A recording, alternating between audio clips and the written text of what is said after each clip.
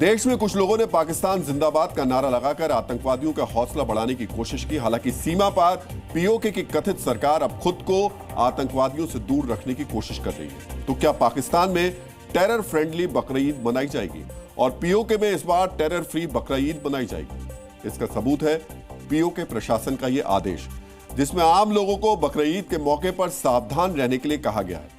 आप इस समय पीओके से आया वही ऑर्डर देख रहे हैं। इसमें लोगों को बकरीद के मौके पर आतंकवादी संगठनों को कुर्बानी की खाल ना देने का ऑर्डर दिया गया है। आदेश के साथ जैश-ए मोहम्मद और लश्कर-ए-तैयबा समेत 66 प्रतिबंधित संगठनों की लिस्ट भी मौजूद है। यानी हाफिज और मसूद को इस बकरीद में आतंक फैलाने के लिए फंडिंग नहीं मिलेगी। पीओके में लोगों को चेतावनी दी गई है कि वो कुर्बानी की खाल केवल उन्हीं को दें जिनके पास पीओके प्रशासन का परमिट हो। अगर किसी संगठन या व्यक्ति ने प्रतिबंधित ग्रुप्स को चंदा, पैसा या फिर बकरे की खाल दी तो पीओके के भ्रष्टाचार निरोधक एवं आतंकवाद निरोधक अधिनियम 2014 के तहत उसे 1 साल की सजा हो सकती है।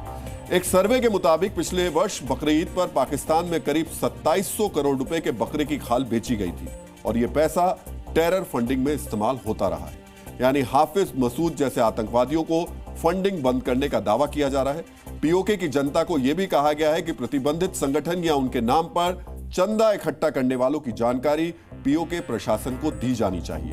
आपके मन में सवाल होगा, जब पाकिस्तान में मंत्री से लेकर नेता तक आतंकवादियों की रैली में शामिल होते रहते हैं तो फिर पीओके में ऐसा आदेश क्यों आया?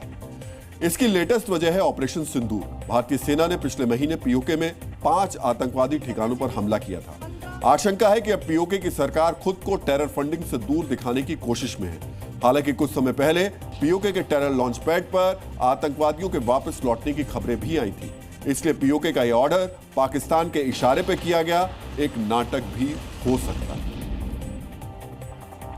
ऑपरेशन सिंदूर के बाद पीओके की सरकार ने पाकिस्तानी आतंकवादी संगठनों से पल्ला झाड़ने का फरमान जारी किया तो पाकिस्तान की सरकार अपने ही देश के नागरिकों के लिए आतंकी जैसा बर्ताव करने जा रही है। पाकिस्तान के सिंध, पंजाब और बलूचिस्तान में अब पाकिस्तान की सरकार और सेना रजिस्टर्ड आतंकवाद की शुरुआत कर रही है।